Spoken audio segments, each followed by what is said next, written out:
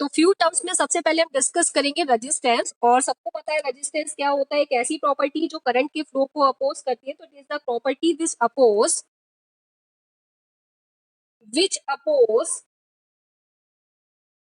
The flow of current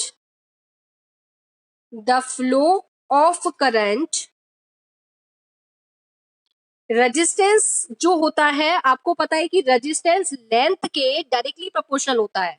अगर length बढ़ती है मेटल वायर की, अगर हम लेंथ को बढ़ाते हैं, इंक्रीज करते हैं, तो रेजिस्टेंस भी इंक्रीज होता है। और अगर मैं उस मेटल वायर का area of cross section increase कर दूं तो रेजिस्टेंस डिक्रीज होता है। तो लेंथ के डायरेक्टली प्रोपोर्शनल और आपकी जो एरिया ऑफ क्रॉस सेक्शन है मेटल वायर का, उसके इनवर्सली प्रोपोर्शनल होता है। तो you know very well resistance is directly proportional to length and inversely proportional to area of cross section. अब उस डायरेक्टली प्रोपोर्शनल जो प्रोपोर्शनलिटी कांस्टेंट है, उसको हटाने के लिए हम क्या करेंगे, कांस्टेंट लगाएंगे जिसको हम बोलते हैं रो। तो R is equal to rho L upon A, resistance का ये फॉर्मूला है। आपको वैसे पता है लेकिन फिर भी मैंने डिस्कस किया है, मेरी उसमें इलेक्ट्रोकेमिस्ट्री में न्यूमेरिकल में यूज होगा। R is equal to rho L upon A. R की यूनिट सबको पता है कि रेजिस्टेंस की यूनिट ओम होती है। सबको पता है कि इसकी जो यूनिट है वो ओम है, और ओम का सिंबल आप इस तरीके से बनाते हैं। सबको क्लियर है, लेकिन फिर भी मैं एक बार डिस्कस करूंगी कि कहीं पर भी प्रॉब्लम हो तो आपको पता होना चाहिए। किसको प्रॉब्लम है? कशिश कशिश आउट हो गई क्या मीटिंग के? आज प्रॉब्लम आ रही है क्या नेटवर्क में? हाँ विशाल। ये वाला फॉर्मूला तो सिर्फ रेजिस्टिविटी होता है। अच्छा, रेजिस्टेंस का नहीं होता बेटा ये वाला फॉर्मूला?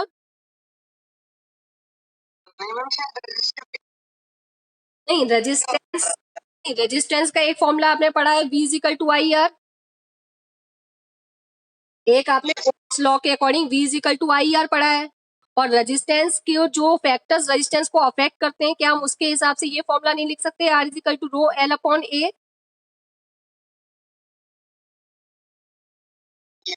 लिख सकते हैं। मेरे में V equal to I R का कोई यूज नहीं है, इसलिए मैंने नहीं बताया। मेरे में जो यूज आएगा आपको इलेक्ट्रोकेमिस्ट्री में, जो न्यूमेरिकल सॉल्व करते समय जो फॉर्मूला आपको रजिस्ट्रेशन का यूज करना होगा, वो फॉर्मूला आपको R equal to rho L upon A, ये वाला फॉर्मूला यूज में आएगा, इसलिए मैंने आपको ये वाला फॉर्मूला बताया है। और रेजिस्टेंस की यूनिट तो आपको पता है कि ओम होती है। तो ये बेसिक टर्म आपको क्लियर होनी चाहिए। सेकंड में डिस्कस करूंगी, सेकंड फ्यू टर्म में आपको पता होना चाहिए रेजिस्टिविटी। सेकंड नंबर आपको पता होना चाहिए रेजिस्टिविटी। रजिस्टिविटी को हम किससे इंडिकेट करते हैं? सिंबल रो से इंडिकेट करते हैं। रजिस्टिविटी का जो सिंबल होता है उसे हम किससे इंडिकेट करते हैं? रो से। और यहां से अगर मैं रो का फॉर्मूला ड्राइव करूं तो रो इज इक्वल टू क्या हो जाएगा, R A upon L, resistance into area of cross section divided by length of the wire.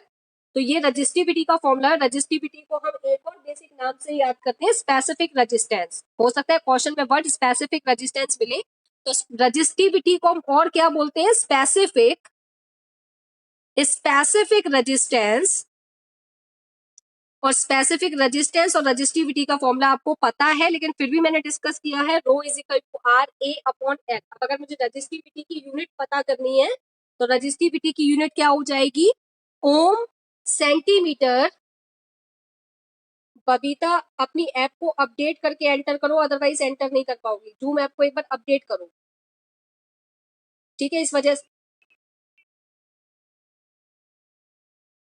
वो मैंने बाद में जब तुम बार बार शो कर रही हो ना, तो वो तुम एंटर नहीं कर पा रही। तुम एक बार अपडेट करके दोबारा से कोशिश करो एंटर करने की, ठीक है? नहीं तो मैं वीडियो रिकॉर्ड कर रही हूँ आज की, ठीक है? ओके।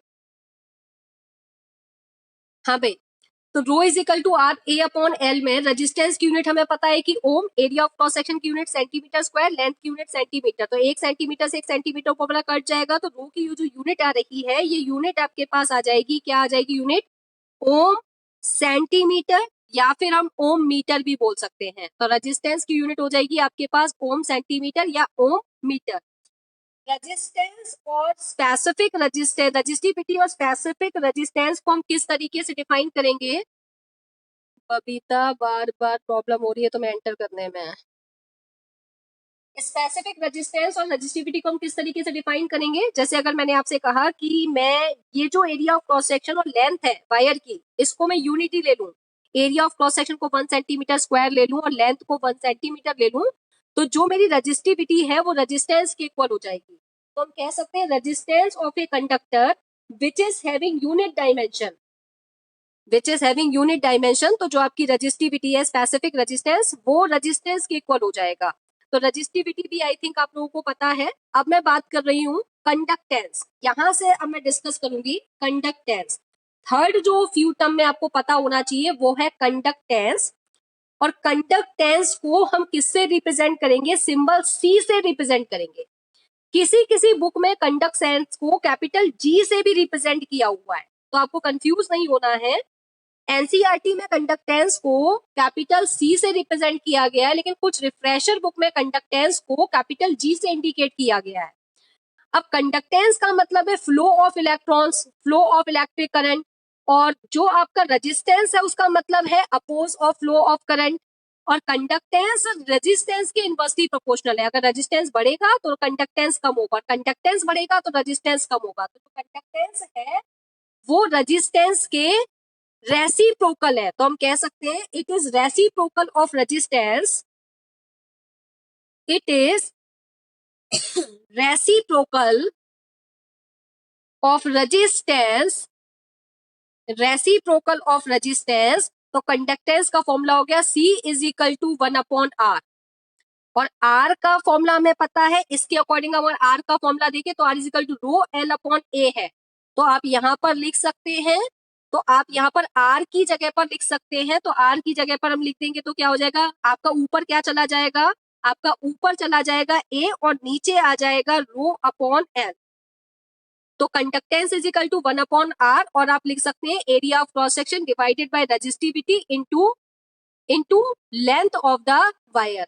ये भी आप कंडक्टेंस के फॉर्मूले में यूज कर सकते हैं। अब कंडक्टेंस की अगर मैं यूनिट देखूं तो मुझे साफ साफ इस फॉर्मूले से पता चल रहा है कि आर की यूनिट ओम होती है, तो कंडक्टेंस की यूनिट ओम इनवर्स हो जाएगी। आप यहां से भी निकालेंगे भी तो यूनिट क्या निकल कर आएगी, इसकी यूनिट जो कंडक्टेंस की यूनिट आएगी वो आपके पास आएगी ohm inverse. Ohm inverse is the unit of conductance, और ओम इनवर्स को हम एक और नाम से जानते हैं मोह। ओम इनवर्स को हम मोह भी बोल सकते हैं, और मोह को हम साइमेन भी बोल सकते हैं, और साइमेन को हम किससे रिप्रेजेंट करते हैं, कैपिटल एस से। तो ohm inverse, mho and siemens is the unit of conductance, ये कंडक्टेंस की यूनिट है। फोर्थ फ्यू टर्म्स में आपको पता होना चाहिए, फोर्थ नंबर में आपके साथ डिस्कस करूंगी कंडक्टिविटी। अब यहां से अच्छे से समझना, फोर्थ जो बेसिक टर्म में आपके साथ डिस्कस कर रही हूँ वो है कंडक्टिविटी, और कंडक्टिविटी को हम एक और नाम से जानते हैं स्पेसिफिक कंडक्टेंस, स्पेसिफिक कंडक्टेंस। लेकिन किसी किसी बुक में न्यूमेरिकल करते समय आप देखेंगे कि स्पेसिफिक कंडक्टेंस की जगह पर स्पेसिफिक कंडक्टिविटी लिखा है, तो वहां कंफ्यूज मत होना। स्पेसिफिक कंडक्टिविटी, एक कंडक्टिविटी कहें, स्पेसिफिक कंडक्टेंस कहें, स्पेसिफिक कंडक्टिविटी कहें, एक ही बात है। किसी किसी बुक में न्यूमेरिकल करते समय स्पेसिफिक कंडक्टेंस ना लिखा होकर स्पेसिफिक कंडक्टिविटी लिखी हुई है, तो वो एक ही बात है, वो आपसे कंडक्टिविटी की ही बात कर रहा है। और कंडक्टिविटी को हम रिप्रेजेंट करते हैं सिंबल कापा से, और कापा का सिंबल कुछ इस तरीके से बनेगा। ये जो लाइन है ये आपको बड़ी बनानी है, और के ये वाला जो सिंबल है ये आपको छोटा बनाना है। तो ये कापा का सिंबल है, और इसको हम बोलते हैं कापा। क्या पढ़ते हैं इसको, कापा।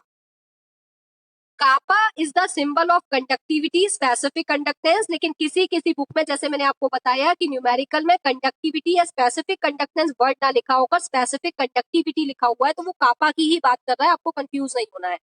तो अब हम बात करेंगे कि ये कंडक्टिविटी क्या है, स्पेसिफिक कंडक्टेंस क्या है, इसको थोड़ा ध्यान से समझेंगे। अगर मैं आपसे बात करूं कंडक्टिविटी को एक सिंपल टर्म में अगर मैं आपको बताऊं, तो it is the reciprocal of resistivity. ये रेजिस्टिविटी का रेसिप्रोकल है, ये रजिस्टिविटी का रेसिप्रोकल है। अगर रजिस्टिविटी बढ़ेगी तो कंडक्टिविटी कम होगी। It is the reciprocal, it is reciprocal of resistivity, it is reciprocal of resistivity. ये रजिस्टिविटी का रेसिप्रोकल है। तो अगर मैं फॉर्मूला देखूं तो कापा इज इक्वल टू 1/रो हम लिख सकते हैं, कापा इज इक्वल टू 1/रो हम लिख सकते हैं। रो का फॉर्मूला पता है हमें, RA/L, RA divided by L। तो एक और फॉर्मूला मेरे पास आ जाएगा, मैं लिख सकती हूँ यहाँ पर 1/r L बाय A। तो कापा इज इक्वल टू 1/ρ लिखूं या kappa is equal to L divided by R into A लिखूं, ये भी मैं लिख सकती हूँ। अब अगर मैं यहाँ पर कापा की यूनिट देखूं तो रो की यूनिट थी मेरे पास ओम सेंटीमीटर, तो यहाँ पर कापा की यूनिट क्या आ जाएगी, ओम इनवर्स सेंटीमीटर इनवर्स या फिर ओम इनवर्स मीटर इनवर्स। तो यहाँ पर मैं अगर कापा की यूनिट की बात करूं तो यूनिट ऑफ कापा आपके पास आ जाएगा ओम इनवर्स सेंटीमीटर इनवर्स, या फिर हम इसको बोल सकते हैं ओम इनवर्स की जगह हम लिख सकते हैं mho inverse, sorry mho centimetre inverse, या फिर हम बोल सकते हैं siemens centimetre inverse is the unit of kappa conductivity. लेकिन अब कंडक्टिविटी को एक बार समझते हैं ध्यान से। कंडक्टिविटी को अगर अच्छे से एक बार क्लियर करें तो फॉर एग्जांपल जैसे मैं आपसे बात करूं कि एक इलेक्ट्रोलाइटिक सेल है, this is a electrolytic cell, मैं एक डिजाइन कर रही हूँ इलेक्ट्रोलाइटिक सेल की। इस इलेक्ट्रोलाइटिक सेल में मुझे क्या क्या चाहिए, एक इलेक्ट्रोलाइट सॉल्यूशन चाहिए, 2 इलेक्ट्रोड चाहिए, 2 इलेक्ट्रोड को मुझे एक बैटरी से कनेक्ट करना है तो मेरी इलेक्ट्रोलाइटिक सेल बन जाएगी। इसमें मैंने क्या किया कुछ इस तरीके से हम डिजाइन कर लेते हैं।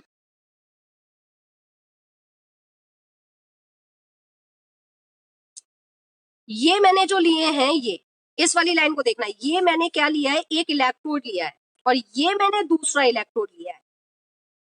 ये जो मैंने लाइन से फिल्ड किया है ये मेरा एक इलेक्ट्रोड है, ये वाला एरिया मेरा इलेक्ट्रोड है और ये वाला एरिया भी मेरा इलेक्ट्रोड है। इसको मैंने एनोड बोला और इसको मैंने कैथोड बोला।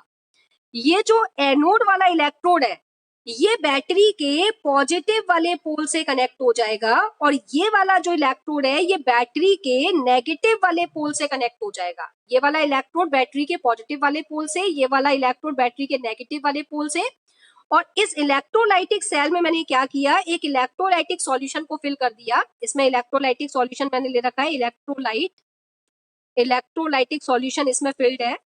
और ये जो इलेक्ट्रोड डिप है इस इलेक्ट्रोलाइटिक सॉल्यूशन में, इसको मैंने बैटरी से कनेक्ट कर दिया है, एनोड बैटरी के पॉजिटिव से, कैथोड बैटरी के नेगेटिव से। ठीक है, अब अगर मैं आपसे कहूं ये जो इलेक्ट्रोड का एरिया ऑफ क्रॉस सेक्शन है, एरिया ऑफ क्रॉस सेक्शन अगर मैं आपसे कहूं कि इस इलेक्ट्रोड का area of cross section 1 centimetre square है, इन इलेक्ट्रोड्स का area of cross section 1 centimetre square है, और इन दोनों इलेक्ट्रोड्स के बिटवीन जो डिस्टेंस है, यहां से यहां तक का जो डिस्टेंस है, इस डिस्टेंस को अगर मैं 1 सेंटीमीटर कहूं, ये जो डिस्टेंस है दो इलेक्ट्रोड्स के बिटवीन, ये डिस्टेंस अगर 1 सेंटीमीटर का है और ये जो इलेक्ट्रोड्स है इनका area of cross section 1 centimetre square है, तो ये जो इतना, ये जो आप देख रहे हो ये क्यूब जैसा आपको दिखाई दे रहा होगा, तो इस क्यूब का वॉल्यूम कितना हो जाएगा। वॉल्यूम का फॉर्मूला क्या होता है, वॉल्यूम का फॉर्मूला होता है, आपको पता है, volume is equal to area of cross section into length.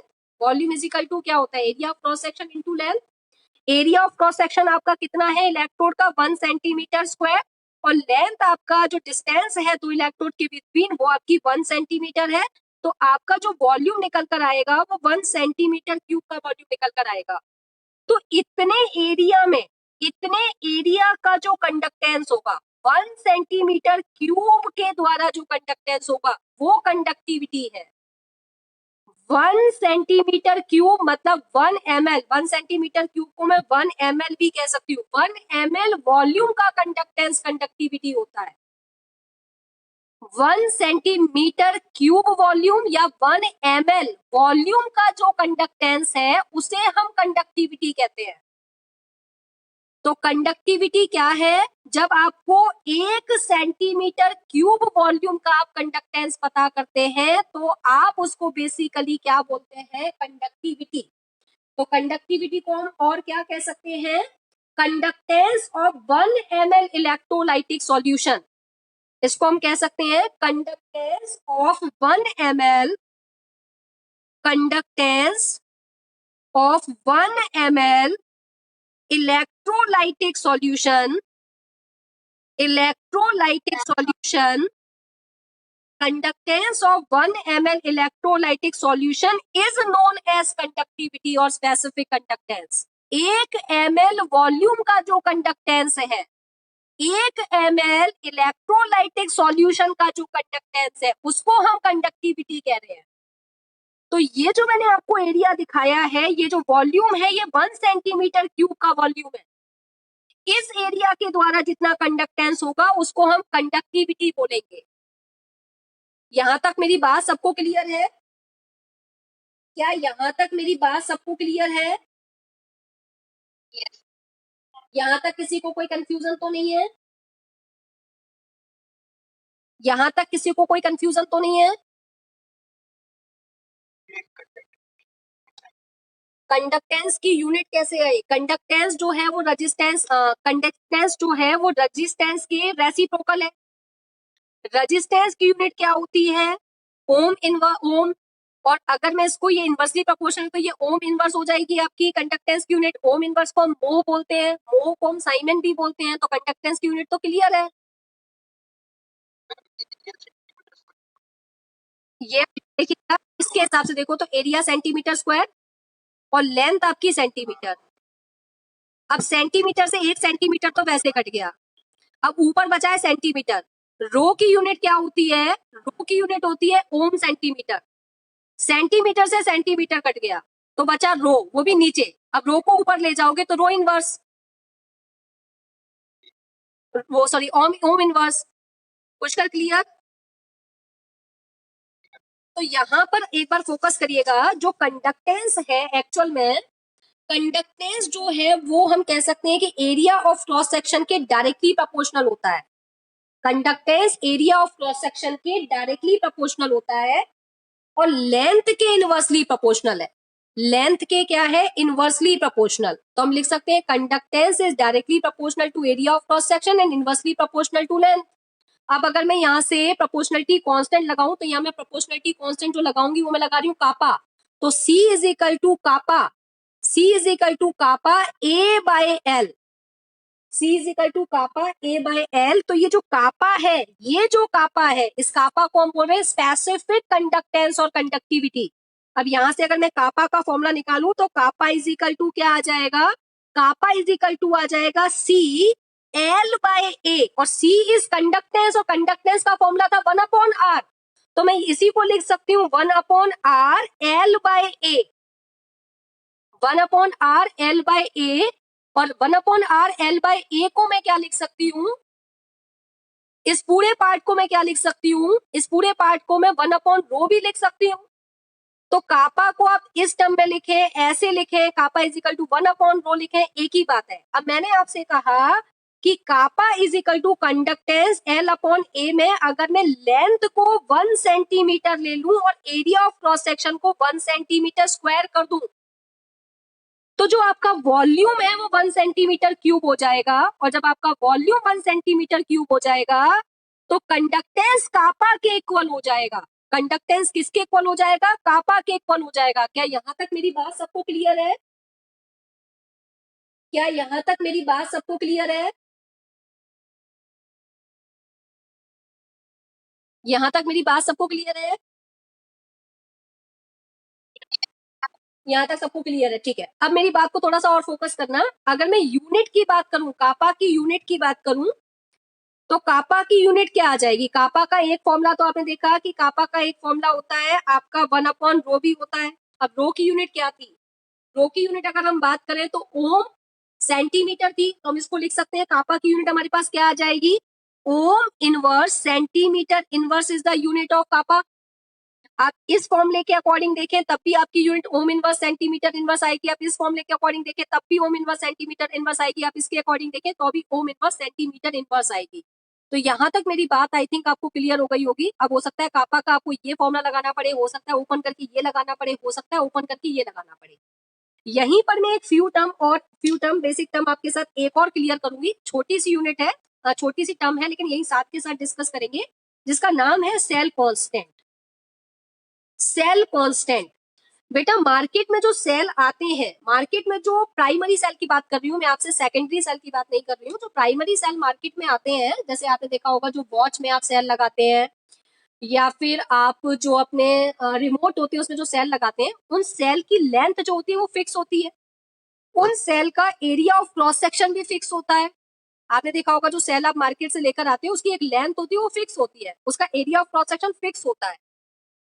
आप उस लेंथ को वेरी नहीं कर सकते सेल की, आप उस सेल के एरिया ऑफ क्रॉस सेक्शन को वेरी नहीं कर सकते। जो मार्केट से कंपनी बनाकर आपको दे रही है लेंथ और एरिया ऑफ क्रॉस सेक्शन वो फिक्स है, आप उसको घर में लाके उसको वेरी नहीं कर सकते लेंथ और एरिया ऑफ क्रॉस सेक्शन को। तो जो सेल होता है उसका ये दोनों चीजें जो कांस्टेंट होती हैं, तो सेल कांस्टेंट को हम एक सिंबल से रिप्रेजेंट करते हैं। सेल कांस्टेंट को हम सिंबल से रिप्रेजेंट करते हैं जी एक्सट्रिक। जी एक्सट्रिक को हम सेल कांस्टेंट बोलते हैं। और जी एक्सट्रिक का जो फॉर्मूला होता है वो होता है L upon A. L of length of the cell is constant and area of cell is area of cross section of the cell is also constant. तो इसका जो रेशियो है एल अपॉन ए का जो रेशियो है ये भी कांस्टेंट है। सेल के लिए एल अपॉन ए का रेशियो कांस्टेंट है। तो जी एक्सट्रिक को हम बोलते हैं L upon A. G asterisk is known as cell constant. तो अगर मैं कापा के फॉर्मूले में एल अपॉन ए की जगह पर क्या लिख सकती हूँ, जी एक्सट्रिक भी लिख सकती हूँ। तो कापा का एक फॉर्मूला और आपके पास आ जाएगा, कापा का एक फॉर्मूला और आपके पास आ जाएगा। क्या आ जाएगा, जी सी इंटू जी एक्सट्रिक, सी इंटू जी एक्सट्रिक। यस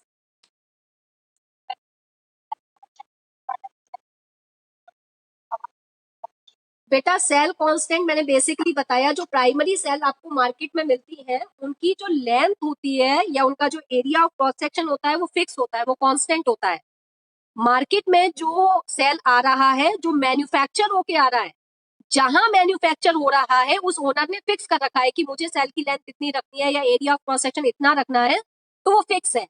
तो इन दोनों का रेशियो फिक्स है, लेंथ और area of cross section of the cell, इसका रेशियो फिक्स है। इसको हम सेल कांस्टेंट बोलते हैं, जिसको हम जी एक्सट्रिक से रिप्रेजेंट कर रहे हैं। इसको हम घर में लाके सेल की लेंथ को या एरिया ऑफ क्रॉस सेक्शन को वेरी नहीं कर सकते, चेंज नहीं कर सकते कि मेरा सेल काम नहीं कर रहा तो चलो मैं इसकी लेंथ बढ़ा के देखता हूँ या मैं इसका एरिया ऑफ क्रॉस सेक्शन बढ़ाकर देखता हूँ, मैं चेंज नहीं कर सकता, वो कांस्टेंट है।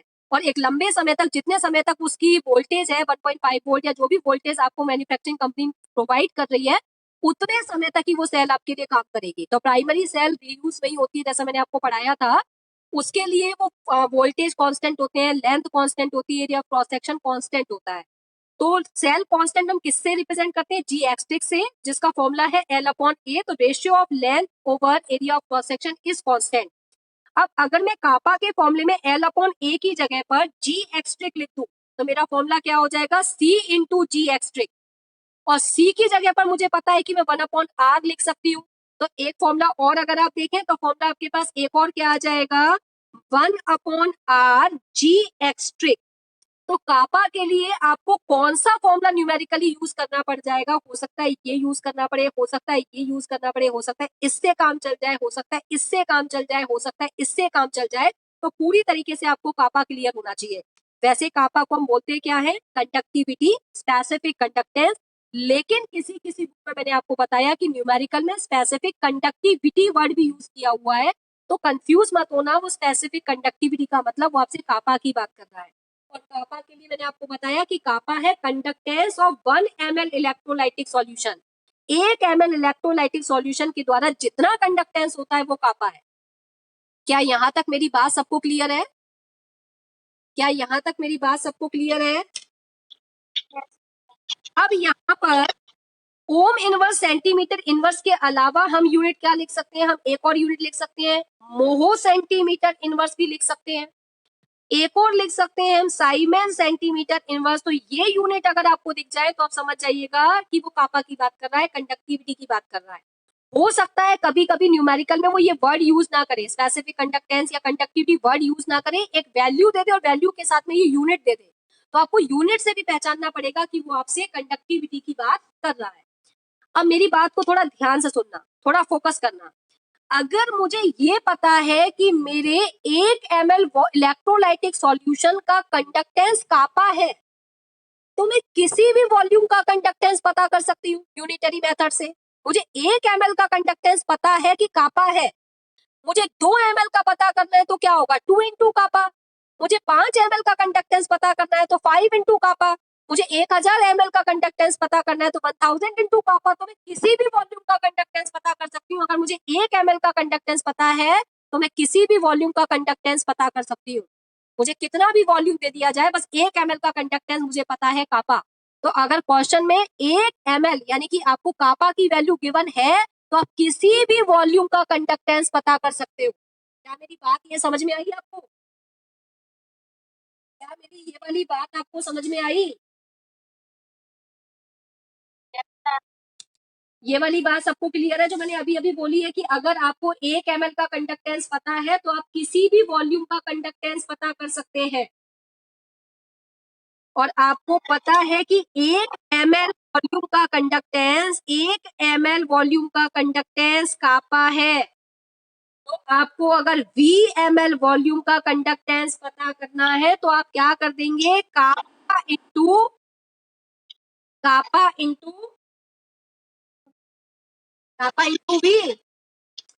Into we. आपको बस 1 ml का पता है, किसी भी वॉल्यूम का कंडक्टिविटी आप पता कर, किसी भी वॉल्यूम का कंडक्टेंस आप पता कर सकते हैं, बस आपको कापा पता होना चाहिए। तो अगर आपको ये 4th वाली फ्यू टर्म्स क्लियर है तो मैं 5th नंबर फ्यू टर्म्स पे चलूं। आपको मैंने कौन कौन सी फ्यू टर्म क्लियर कर दी, रेजिस्टेंस बता दिया, रेजिस्टिविटी बता दी, कंडक्टेंस बता दिया, कंडक्टिविटी बता दी, सेल कांस्टेंट बता दिया। अब हम बात करेंगे नेक्स्ट बेसिक टर्म की, जो है आपकी molar conductivity. Next basic term is molar conductivity. Now we will discuss molar conductivity. Molar conductivity, अब किसी किसी बुक में तो मोलर कंडक्टिविटी लिखा है, कहीं कहीं पर आपको मोलर कंडक्टेंस भी मिलेगा। एक ही बात है, कंफ्यूज मत होना। मोलर कंडक्टिविटी कहे, मोलर कंडक्टेंस कहे, एक ही बात है, कंफ्यूज मत होना। मोलर कंडक्टिविटी कहे, मोलर कंडक्टेंस कहे, एक ही बात है। अब इसका जो सिंबल है वो थोड़ा कंफ्यूजिंग सा है। किसी किसी बुक में आपको सिंबल इसको देखने का मिलेगा ऐसे, उसने डेल्टा बना रखा होगा और डेल्टा और सबस्क्रिप्ट में एम बना रखा होगा। किसी किसी बुक में आपको इसका सिंबल देखने को क्या मिलेगा, पाई जैसा सिंबल, इस तरीके का लैम्डा जैसा कुछ सिंबल बना रखा होगा, उल्टा लैम्डा। एक होता है लैम्डा सीधा, उसको उल्टा कर दीजिए। उसके बाद सबस्क्रिप्ट में आप एम देखेंगे, कुछ इस तरीके का सिंबल आपको देखने को मिलेगा। तो आप इस सिंबल से किसी से भी रिप्रेजेंट कर सकते हैं, कंफ्यूज मत होइएगा। किसी बुक में ऐसा दिखेगा, किसी बुक में ऐसा दिखेगा, किसी बुक में मोलर कंडक्टिविटी दे रखा होगा, किसी में मोलर कंडक्टेंस दे रखा होगा, कंफ्यूज मत होइएगा, एक ही बात है। अब हम डिस्कस करेंगे what is mean by the term molar conductivity. क्या मतलब है मोलर कंडक्टिविटी का? जैसे अभी अभी मैंने आपको बताया कि कंडक्टिविटी का मतलब है कि 1 ml इलेक्ट्रोलाइटिक, 1 ml, और ml वॉल्यूम को डिनोट करता है। 1 ml इलेक्ट्रोलाइटिक सॉल्यूशन का कंडक्टेंस कंडक्टिविटी है। लेकिन अब मैं यहाँ पर आपसे बात कर रही हूँ कि conductance of the solution containing 1 mole electrolyte, जिस सॉल्यूशन में 1 मोल इलेक्ट्रोलाइट प्रेजेंट है, उस 1 मोल इलेक्ट्रोलाइट सॉल्यूशन का कंडक्टेंस मोलर कंडक्टिविटी है। मोलर मतलब 1 मोल। 1 मोल इलेक्ट्रोलाइटिक सॉल्यूशन का कंडक्टेंस, 1 मोल इलेक्ट्रोलाइटिक सॉल्यूशन का कंडक्टेंस मोलर कंडक्टिविटी है।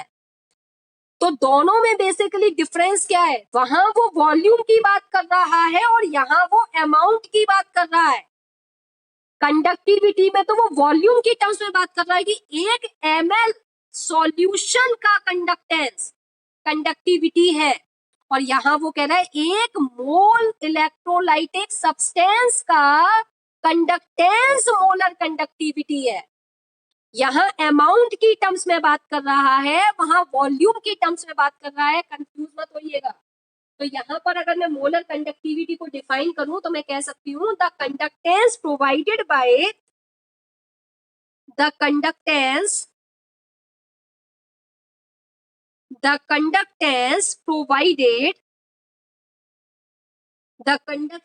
provided by 1 mole of ions, 1 moles of ions present in 1 mole of ions present in given volume of electrolyte, given volume of electrolyte,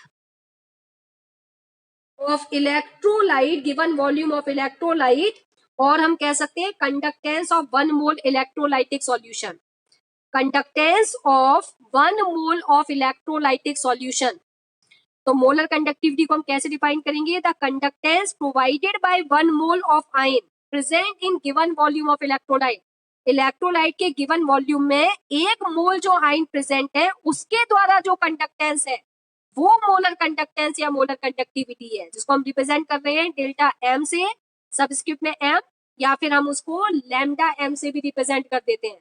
तो symbol आप दोनों में से कोई भी use कर सकते हैं, किसी बुक में ये गिवन है, किसी में ये गिवन है। अब इसको थोड़ा सा और ब्रीफ में समझते हैं मोलर कंडक्टिविटी को। जैसे मैं आपसे कहूं कि फॉर एग्जांपल मैं आपसे कहूं कि एक सॉल्यूशन है 2 मोलर सॉल्यूशन, या एक सॉल्यूशन मैंने लिया, एक सॉल्यूशन लिया NaCl का, NaCl इलेक्ट्रोलाइट है, उसके सॉल्यूशन का वॉल्यूम मैंने लिया, उसकी मोलरिटी मैंने ली 2 molarity NaCl solution, 2 molarity NaCl solution. क्या मतलब है 2 मोलरिटी NaCl सॉल्यूशन का?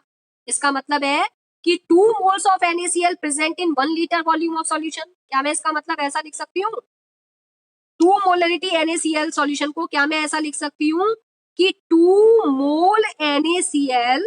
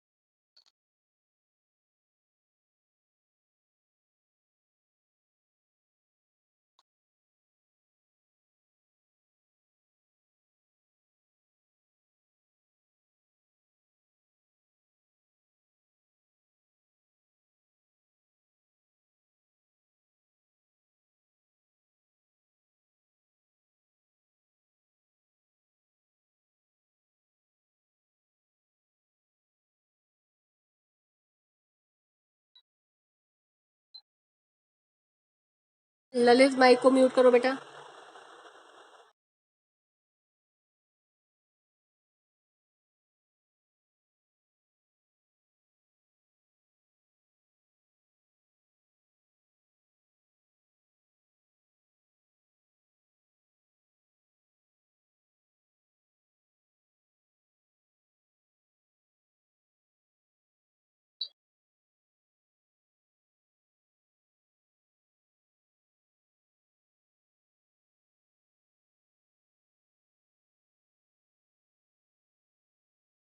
सब आ चुके हैं, कुछ एब्सेंट हो हैं अभी।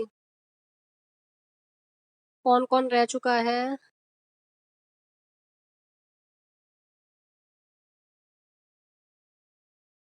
एक मिनट वेट कर लेते हैं, सब लोग आ जाए।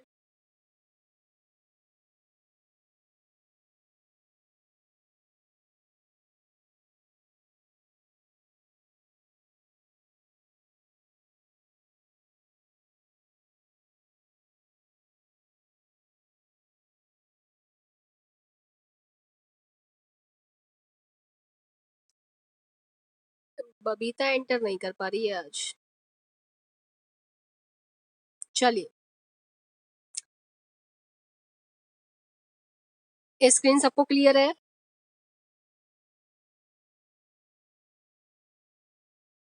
All of you please able to see the screen clearly or not? Inform me fast. Okay. और मेरी वॉइस सबको क्लियर आ रही है? Yes. ठीक है, तो यहाँ पर देखिएगा, मैंने आपसे कहा, ठीक है, यहाँ पर फोकस करिएगा। मैंने आपसे कहा कि आपने एक NaCl का सॉल्यूशन लिया है जिसकी मोलरिटी 2 है। 2 मोलरिटी का मतलब क्या है कि 2 moles of NaCl present in 2 moles of NaCl present in 1 litre volume of solution, और 1 लीटर को मैं लिख सकती हूँ 1000 ml ऑफ सॉल्यूशन, ऐसा ही लिख सकती हूँ मैं। 2 मोलरिटी NaCl सॉल्यूशन का मतलब क्या हो गया कि 2 मोल NaCl के 1 लीटर 1 ml 1000 ml सॉल्यूशन में प्रेजेंट है। लेकिन मोलर कंडक्टिविटी का तो मतलब है कि 1 मोल आयंस जितना कंडक्टेंस प्रोवाइड करेंगे वो मोलर कंडक्टिविटी। यहाँ तो 2 मोल NaCl है, तो मुझे क्या करना पड़ेगा, 2 मोल NaCl अगर 1000 ml में प्रेजेंट है तो सोच के बताओ कि 1 मोल कितने वॉल्यूम में प्रेजेंट होगा। 2 मोल NaCl 1000 ml में प्रेजेंट है तो 1 मोल कितने में प्रेजेंट होगा, 2 मोल NaCl के 1000 ml वॉल्यूम में प्रेजेंट है तो 1 मोल कितने वॉल्यूम में प्रेजेंट होगा, 500 ml में प्रेजेंट होगा। तो मुझे तो 1 मोल से मतलब है, बिल्कुल 500 ml। तो मैंने आपसे कहा कि 2 मोल NaCl आपका प्रेजेंट है कितने में, 1000 ml सॉल्यूशन में प्रेजेंट है। मुझे 2 ml से मतलब नहीं है, 1 मोल NaCl कितने वॉल्यूम में प्रेजेंट होगा, 500 ml वॉल्यूम में प्रेजेंट होगा। मुझे तो मोलर कंडक्टेंस से मतलब है, और मोलर कंडक्टेंस का मतलब है 1 मोल सब्सटेंस जो कंडक्टेंस प्रोवाइड करेगा वो मोलर कंडक्टिविटी है। तो आपको 500 ml का कंडक्टेंस पता करना है, ना कि 1000 ml का कंडक्टेंस पता करना है, क्योंकि 1000 ml में तो 2 मोल प्रेजेंट है और मोलर कंडक्टिविटी कहती है कि 1 मोल का पता करना है। तो 1 मोल कितने वॉल्यूम में प्रेजेंट है, 500 ml वॉल्यूम में प्रेजेंट है। तो आपको पता करना है 500 ml वॉल्यूम का कंडक्टेंस, और मुझे पता है कि 1 ml का कंडक्टेंस कापा है, 1 ml वॉल्यूम का कंडक्टेंस कापा है। तो क्या मैं 500 ml का कंडक्टेंस पता कर सकती हूँ, यस पता कर सकती हूँ। अगर मुझे 1 ml का कंडक्टेंस पता है कि कापा, तो मुझे 500 ml का कंडक्टेंस पता करना है, 500 इंटू कापा, और 500 इंटू कापा मेरा क्या हो जाएगा, मोलर कंडक्टेंस। मेरी बात क्लियर हो गई यहाँ तक, मेरी बात क्लियर हो गई।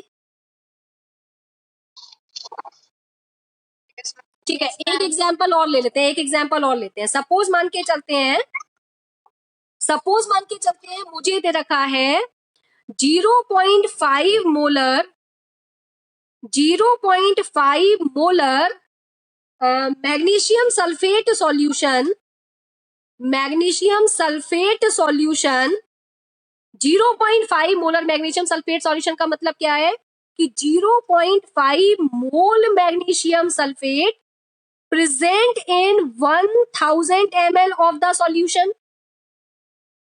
मुझे 0.5 मोल से मतलब ही नहीं है, मुझे तो 1 मोल से मतलब है। तो 1 मोल मैग्नीशियम सल्फेट कितने वॉल्यूम में प्रेजेंट होगा, जब 0.5 मोल आपका 1000 ml में प्रेजेंट है तो 1 मोल कितने में प्रेजेंट होगा,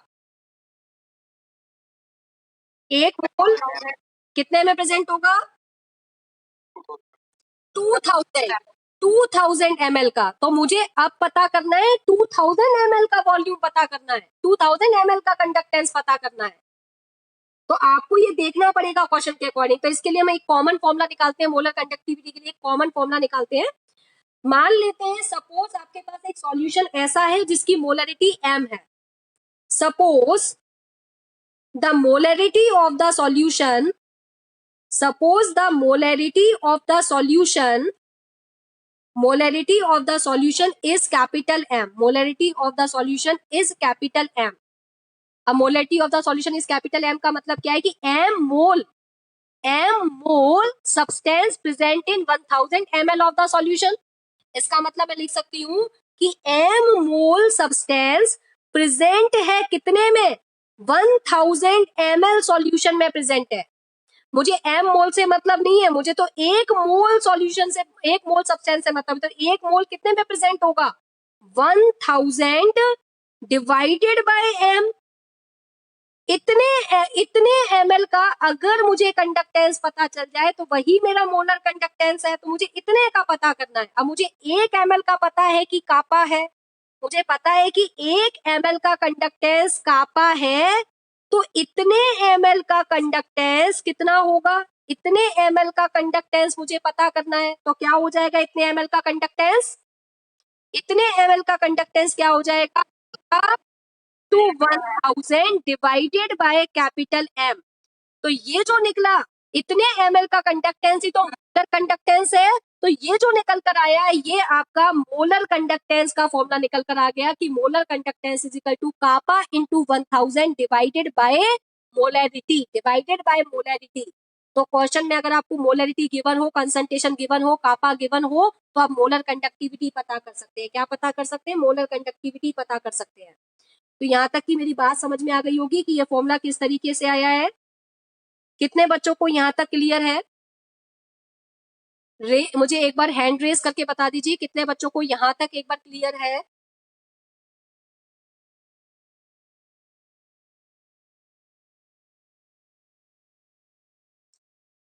एटीन स्टूडेंट्स, 19, 20, 21, 21 स्टूडेंट्स को क्लियर है। किसको अभी क्लियर नहीं है एक बार मुझे क्लियरली बताइए।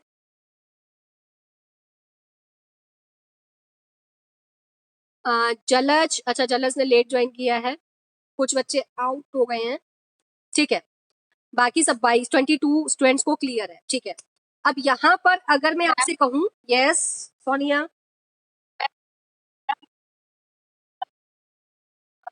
बेटा conductance of 1 mole electrolytic substance, 1 mole electrolytic substance का जो कंडक्टेंस है वही मोलर कंडक्टेंस है।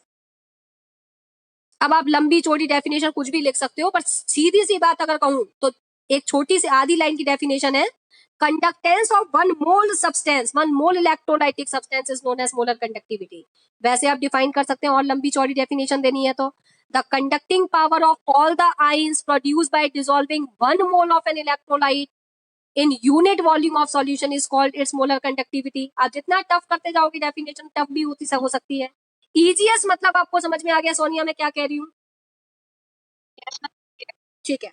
अब अगर मैं मोलर कंडक्टिविटी की डेफिनेशन मैंने आपको बता दी, कंसेप्ट बता दिया, फॉर्मूला बता दिया, अब अगर मैं इसकी यूनिट की बात करूं तो जरा इसकी यूनिट को फोकस करिएगा। कापा की यूनिट आप लोगों को पता है कि कापा की यूनिट होती है ओम इनवर्स सेंटीमीटर इनवर्स, जिसको मैं मोहो सेंटीमीटर इनवर्स और साइमन सेंटीमीटर इनवर्स भी कह सकती हूँ। अब यहाँ पर जो आपकी मोलरिटी है इसकी यूनिट क्या है? मोलरिटी की यूनिट होती है मोल पर लीटर, मोल पर लीटर। यहां पर मैंने लिखा है इसको मोल पर लीटर। अब लीटर की जगह पर मुझे सेंटीमीटर क्यूब की टर्म्स में लिखना है, मुझे सेंटीमीटर की टर्म्स में लिखना है। तो जरा फोकस करिएगा, ये जो आपने मोलर कंडक्टिविटी का फॉर्मूला ड्राइव किया है इसमें वॉल्यूम आपका ml की टर्म्स में है, और 1 ml ये आपने जो मोलरिटी ले रखी है इसमें आपने जो वॉल्यूम लिया है वो ml की टर्म्स में लिया है, तभी आपने 1000 का मल्टीप्लाई कर रखा है। तो आपको पता है कि 1 ml 1 सेंटीमीटर क्यूब के इक्वल होता है, 1 सेंटीमीटर क्यूब के इक्वल होता है। तो 1000 ml का मतलब है 1000 सेंटीमीटर क्यूब। तो यहाँ पर मैंने 1 लीटर ना लिखकर यहाँ पर क्या लिखा है, ml में लिखा है, क्योंकि ऊपर 1000 से मल्टीप्लाई कर रखा है।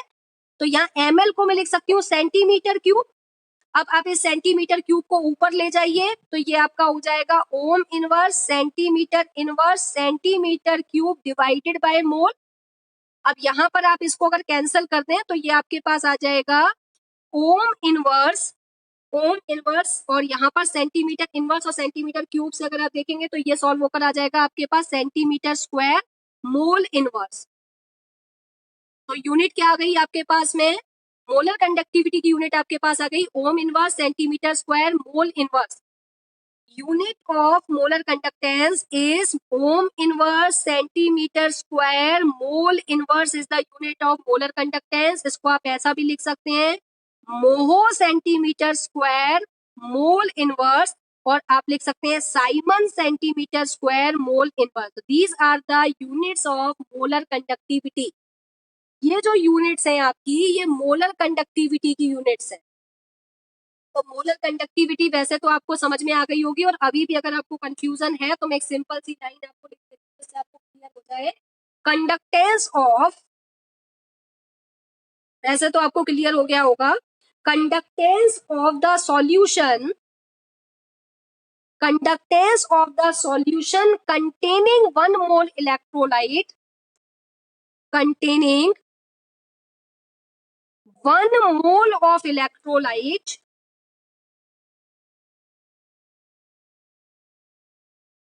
Conductance of the solution containing 1 mole of electrolyte, जो सॉल्यूशन में 1 मोल इलेक्ट्रोलाइट प्रेजेंट है उस सॉल्यूशन का कंडक्टेंस मोलर कंडक्टेंस है।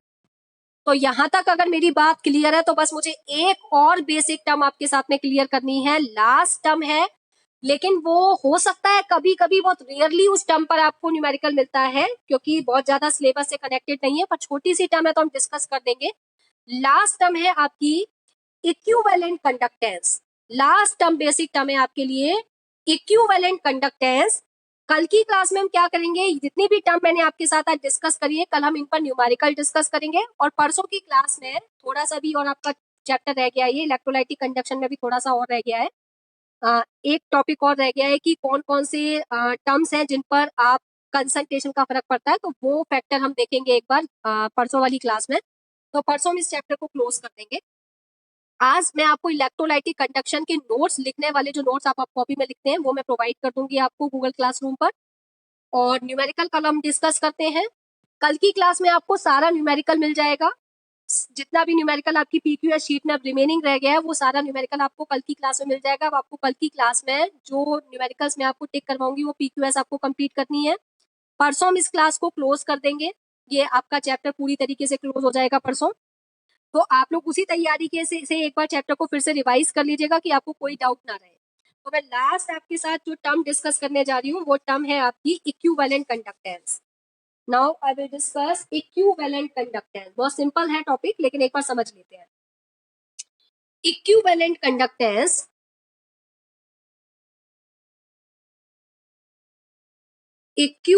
कंडक्टेंस लास्ट बेसिक टर्म है। इक्विवेलेंट कंडक्टेंस को हम किस सिंबल से रिप्रेजेंट करते हैं, जैसे मैंने अभी सिंबल बनाया था मोलर कंडक्टेंस में डेल्टा, और नीचे सबस्क्रिप्ट में एम बनाया था, यहाँ आप सबस्क्रिप्ट में बनाएंगे इक्यू, इक्विवेलेंट कंडक्टेंस। और लैम्डा इक्विवेलेंट कंडक्टेंस, या तो आप इस सिंबल से रिप्रेजेंट करेंगे या फिर इस सिंबल से रिप्रेजेंट करेंगे। तो इक्विवेलेंट कंडक्टेंस का सिंबल आपको क्लियर हो गया होगा। अभी मैंने लास्ट में आपको एक डेफिनेशन बताई कि conductance of the solution containing 1 mole electrolyte, उसको तो मोलर कंडक्टिविटी बोल रहे हैं। लेकिन अगर मैं ऐसा लिखूं conductance of the solution, conductance of the solution, conductance of the solution containing 1 mole containing 1 electrolyte, 1 equivalent electrolyte known as equivalent conductance. Conductance of the solution containing 1 equivalent substance of electrolyte. Molar conductivity में 1 मोल electrolyte substance होना चाहिए, और equivalent conductance में 1 equivalent electrolyte substance होना चाहिए, उसका conductance equivalent conductance है।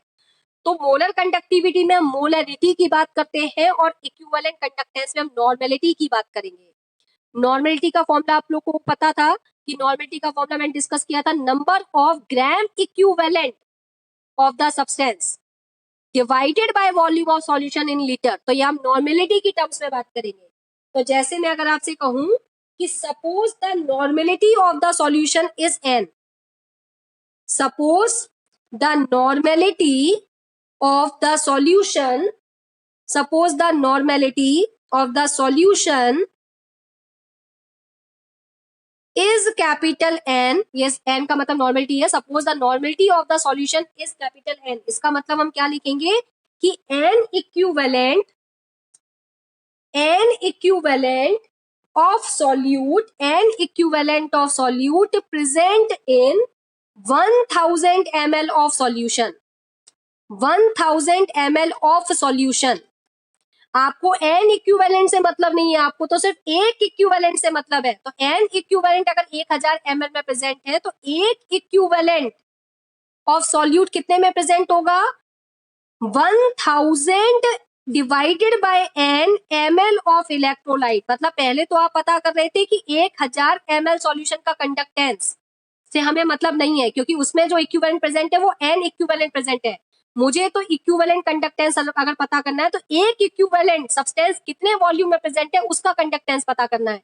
तो एक इक्विवेलेंट सब्सटेंस आपका इतने वॉल्यूम में प्रेजेंट है, इसका कंडक्टेंस आपका क्या हो जाएगा, इक्विवेलेंट कंडक्टेंस। अब जैसे कि मुझे पता है कि 1 ml का कंडक्टेंस कापा है, तो इतने ml का कंडक्टेंस कितना होगा, 1000 डिवाइडेड बाय n ml का कंडक्टेंस कितना होगा, तो हम लिखेंगे 1000 into kappa divided by n is the equivalent conductance. This formula is for equivalent conductance. ये जो फॉर्मूला आपका निकल कर आया, ये किसका निकल कर आया, इक्विवेलेंट कंडक्टेंस का। बेसिकली मैं आपसे कहूँ ये फॉर्मूला यूज नहीं होगा, लेकिन किसी किसी फॉर्मूले में अगर किसी किसी न्यूमेरिकल में अगर पूछ रखा है तो सिंपल है, इसलिए मैंने आप लोगों के साथ डिस्कस कर दिया कि अगर ऐसा है तो आपको पता होना चाहिए।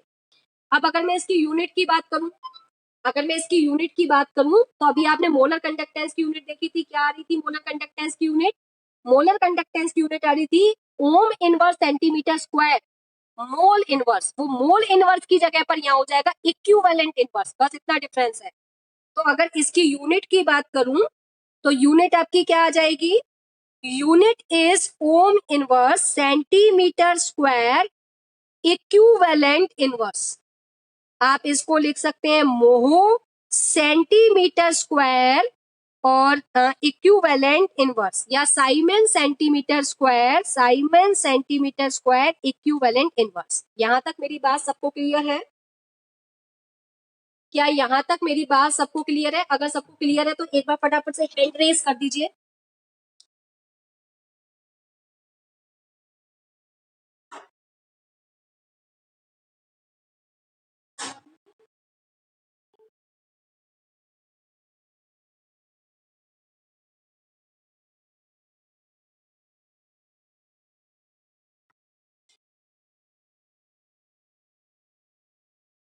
क्या सबको क्लियर है? 19 स्टूडेंट्स ने हैंड रेज किया है।